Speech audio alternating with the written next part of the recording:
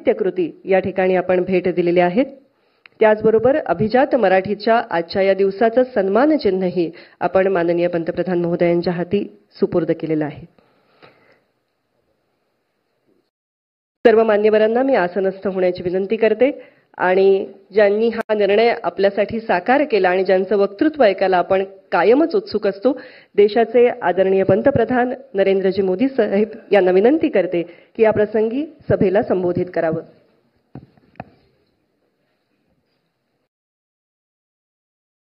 महाराष्ट्र के governor Shri P Radhakrishnan जी, मुख्यमंत्री श्रीमान एकनाथ शिंदे जी, उप मुख्यमंत्री देवेंद्र फडणवीस जी, अजित पवार जी, केंद्र में मेरे सभी सहयोगी,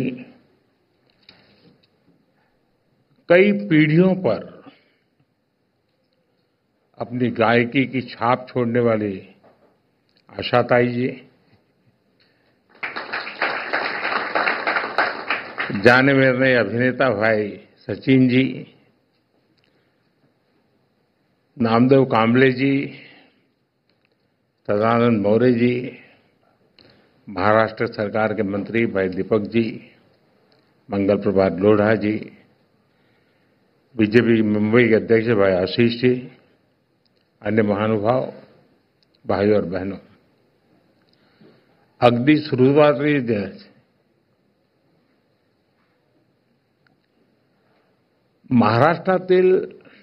महाराष्ट्राबाहेरील आणि सर्व जगातील मराठी भाषक मंडळीचे मराठी भाषेला अभिजात भाषा म्हणजे क्लासिकल लँग्वेजचा दर्जा मिळाल्याबद्दल अतिशय मनापासून अभिनंदन करतो।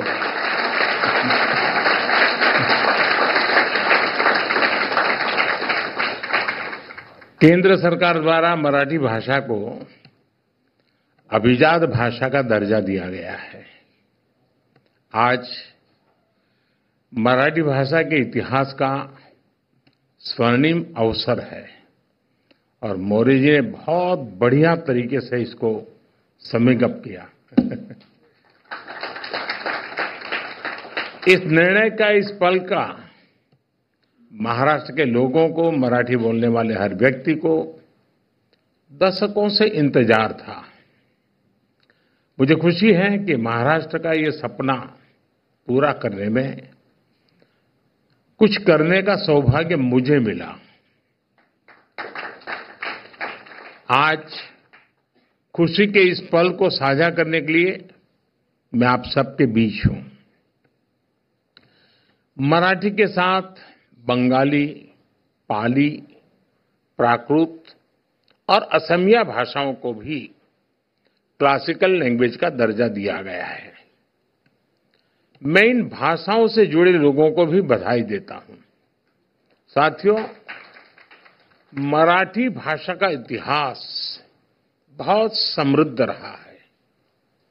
इस भाषा से ज्ञान की जो धाराएं निकली, उन्होंने कई पीढ़ियों का मार्गदर्शन किया है और वो आज भी हमें रास्ता दिखाती है।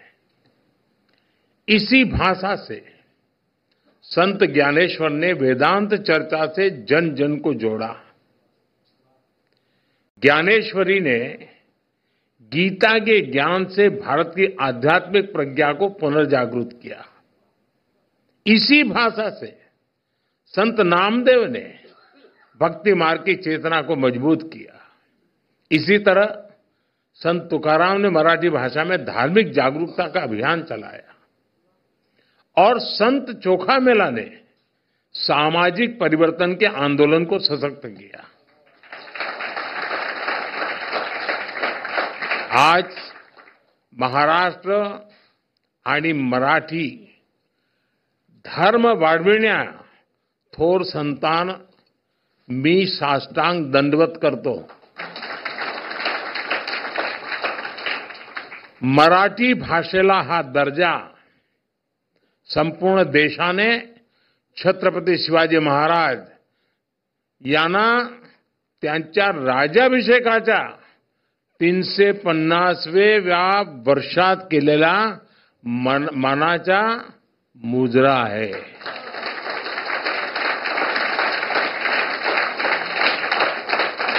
साथियों, भारत के स्वतंत्रता संग्राम का इतिहास मराठी भाषा के योगदान से समृद्ध होता है। महाराष्ट्र के कई क्रांतिकारी नेताओं और विचारकों ने लोगों को जागरूक और एकजुट करने के लिए मराठी भाषा को माध्यम बनाया। लोकमान्य तिलक ने मराठी समाचार पत्र केसरी के द्वारा विदेशी सत्ता की जड़ें हिला दी थी। मराठी में दिए गए अनेक भाषणों ने जन जन में स्वराज पाने की ललक जगा दी थी। मराठी भाषा ने न्याय और समानता की लड़ाई को आगे बढ़ाने में अहम योगदान दिया। गोपाल गणेश अगरकर ने अपने मराठी समाचार पत्र सुधारक द्वारा सामाजिक सुधारों के अभियान को घर घर तक पहुंचाया। स्वतंत्रता संग्राम को दिशा देने में गोपाल कृष्ण गोखले जी ने भी मराठी भाषा को माध्यम बनाया। साथियों, मराठी साहित्य भारत की वो अनमोल विरासत है जिसमें हमारी सभ्यता के विकास और सांस्कृतिक उत्कर्ष की गाथाएं सुरक्षित है। महाराष्ट्र में मराठी साहित्य के द्वारा ही स्वराज, स्वदेशी, स्वभाषा और स्व संस्कृति की चेतना का विस्तार हुआ। स्वतंत्रता आंदोलन के दौरान शुरू हुए गणेश उत्सव और शिव जयंती के कार्यक्रम वीर सावरकर जैसे क्रांतिकारियों के विचार, बाबा साहब आंबेडकर का सामाजिक समता आंदोलन, महर्षि कर्वे का महिला सशक्तिकरण अभियान, महाराष्ट्र का औद्योगिकरण, कृषि सुधार के प्रयास, इन सब की प्राण शक्ति मराठी भाषा थी।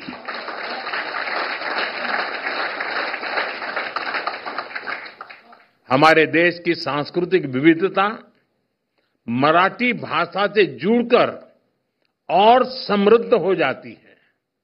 साथियों, भाषा सिर्फ बातचीत का माध्यम नहीं होती। भाषा का संस्कृति, इतिहास, परंपरा और साहित्य से गहरा जुड़ाव होता है। हम लोक गायन पोवाड़ा का उदाहरण ले सकते हैं। पोवाड़ा के माध्यम से छत्रपति शिवाजी महाराज और दूसरे नायकों की शौर्य गाथाएं कई सदियों के बाद भी हम तक पहुंची है। ये आज की पीढ़ी को मराठी भाषा की अद्भुत देन है। आज जब हम गणपति पूजा करते हैं तो हमारे मन में स्वाभाविक रूप से शब्द गूंजते हैं, गणपति बापा मोरया। ये केवल कुछ शब्दों का जोड़ नहीं है, बल्कि भक्ति का अनंत प्रवाह है। यही भक्ति पूरे देश को मराठी भाषा से जोड़ती है। इसी तरह श्री विठ्ठल के अभंग को सुनने वाले भी स्वतः मराठी से जुड़ जाते हैं। साथियों, मराठी भाषा को यह गौरव दिलाने के लिए मराठी साहित्यकारों, लेखकों, कवियों और असंख्य मराठी प्रेमियों ने लंबा प्रयास किया है।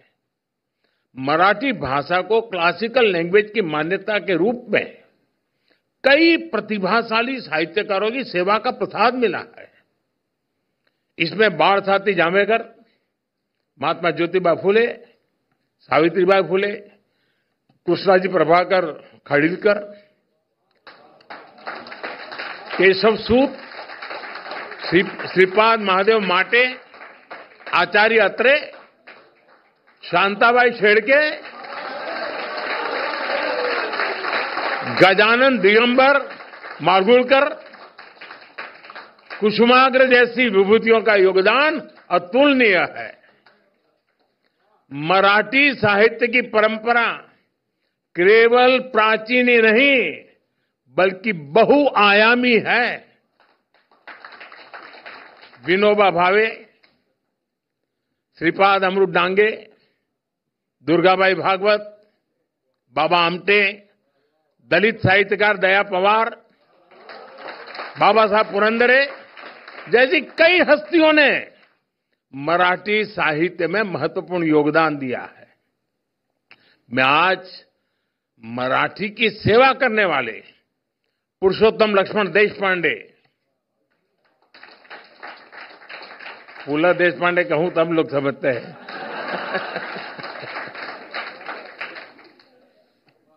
डॉक्टर अरुणा ढेरे, डॉक्टर सदानंद मोरे, महेश एलकुंचवार, साहित्य अकादमी पुरस्कार विजेता नामदेव कांबळे समेत सभी साहित्यकारों के योगदान को भी याद करूंगा।